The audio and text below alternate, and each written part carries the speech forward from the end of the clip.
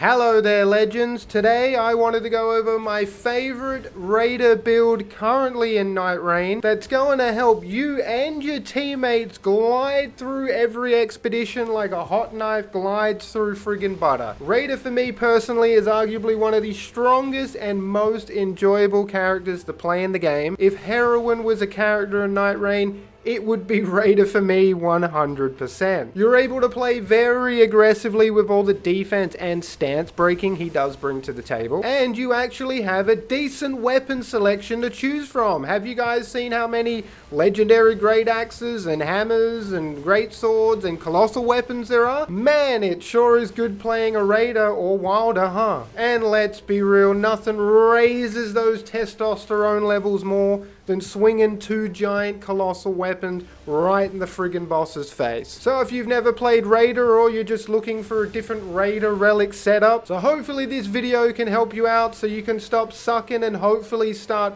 fucking the bosses in the ass.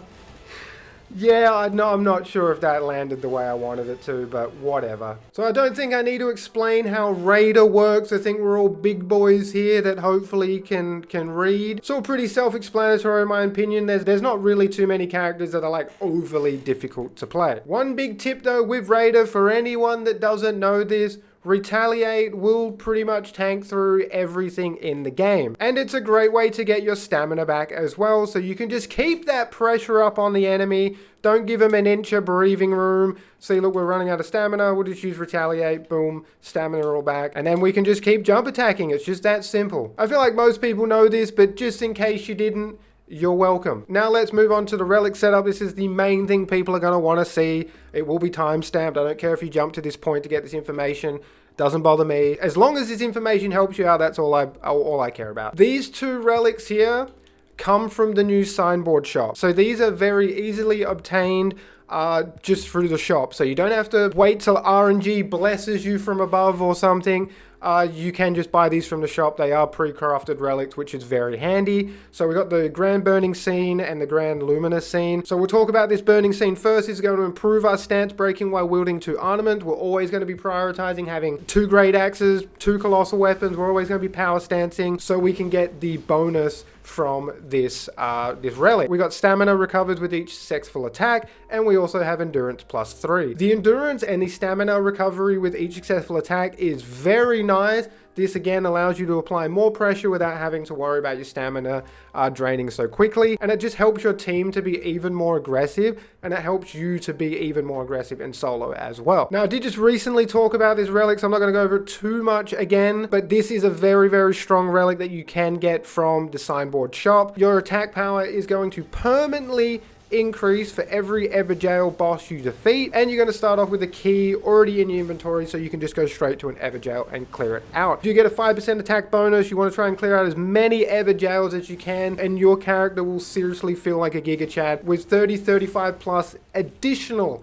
attack power. This is permanent and it's multiplicative, so very, very strong. And then I've got one relic here. This is the only one I've gambled for. I do have the Raider modifier here, which is damage taken while using character skill, improves attack power and stamina. We're always going to be using Retaliate to just hyper armor through bosses' moves, enemies' moves, and just keep the pressure on them. So this is going to help to get our stamina back and also give us more attack power. Improved poise and damage negation when getting knocked back by damage is pretty handy. Not needed, but very handy. And I have Vigor +2. So this is a setup that works very well for me. It's worked very well consistently as well. Just to show you my result history, the one time I didn't play Raider, I fucking had an absolute shitter of a game. But see, if you just play Raider and use the relic setup I am using, you're gonna get very good results, even if you don't really know how to play Raider. Raider's just so fucking strong, man. But yeah, I did get 11 wins in a row, but I made the crucial error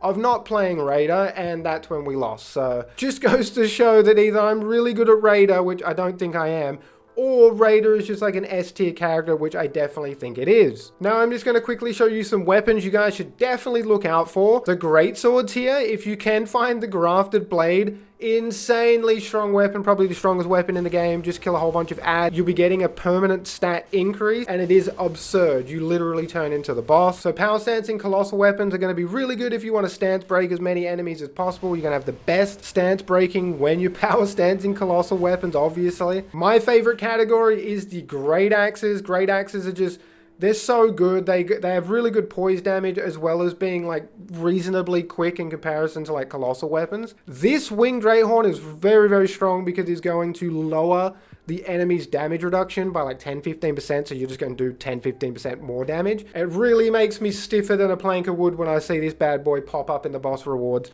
We have the Great Hammers. The Great Hammers are also really, really strong. I just don't seem to get a lot of them drop for me as boss rewards or in general, so I don't really get a chance to power stance with hammers as much as I would like to, but the great hammers are pretty good. There's some good ones in there. But my personal preference is definitely the great axe. They're a little bit quicker than the colossal weapons. They seem to drop way more consistently, and they still have really good damage and really good stance breaking. So pretty much any of the great colossal weapon categories are really going to work well with Raider. Alright, so now we're going to go over some weapon passives to look out for when you're on your expedition run. Successful hits negate damage is so friggin' strong. If you get this, you are set. Very, very strong passive to find on a weapon. Damage negation at full HP, damage negation at low HP, I suppose, but full HP is better because you don't really want to get down to low HP. Attack up while wielding 2 ornaments. We're always going to try and prioritize power stancing, so having that passive on a weapon is going to be very strong. Elemental defense, depending on what damage the night boss does do. For instance, we have the enhanced Dark Drift Knight, so you'd want to try and take some holy damage negation because his third phase, spoiler, does a lot of holy damage. Improved jump attacks is another great one to get. Slowly restoring HP isn't too bad as well. If you can get like HP recovered on successful hits on a weapon that you're going to be power stancing with, that's going to be perfect. I'm pretty sure that those are like some of the main passives you want to look out for as a Raider character. If I have missed any, please let me know. Apologies if I have. And then the talismans to look out for. You got the Crimson Medallion, it's going to boost your health. You got the Viridian Medallion, which is going to boost your stamina. You got the Erdtree Favor, which boosts everything. Dragon Crest Shield is a great one to look out for. It's going to give you physical damage reduction.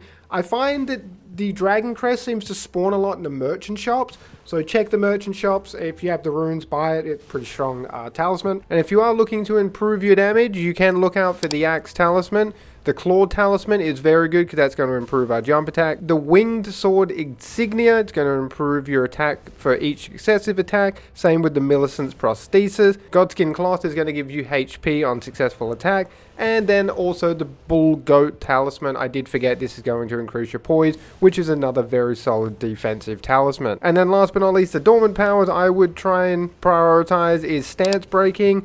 More damage on crit is very nice. Trying to get more health, damage, and stamina also goes a very long way. That's pretty much all I really prioritize. You can obviously take whatever dormant power you want, but I do really try and prioritize the stance breaking, more damage on crit, more health, more damage, and also more stamina. So hopefully this build video does help you in becoming the #1 big bonk in Nightreign. Don't let no fucking Revenant take that away from you. Raider, in my opinion, is definitely the true tank class. He can face tank multiple hits with his health. He has really good poise, great damage as well, and some of, if not the best stance breaking in the game. It's so easy to play aggressively with randoms because you're just chain CCing anything and everything in goddamn sight. When the Raiders step into Limveld, it sure is a bad day to be a boss. It's such a fun character to play, easily my favorite character to play in Nightreign currently, and it has been giving me the most success. I have not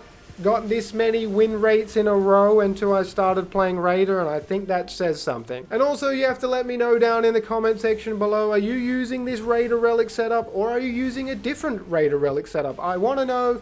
Let me know down in the comment section. Anyway, appreciate all the love and support as always, guys, and until next time, stay safe, peace out.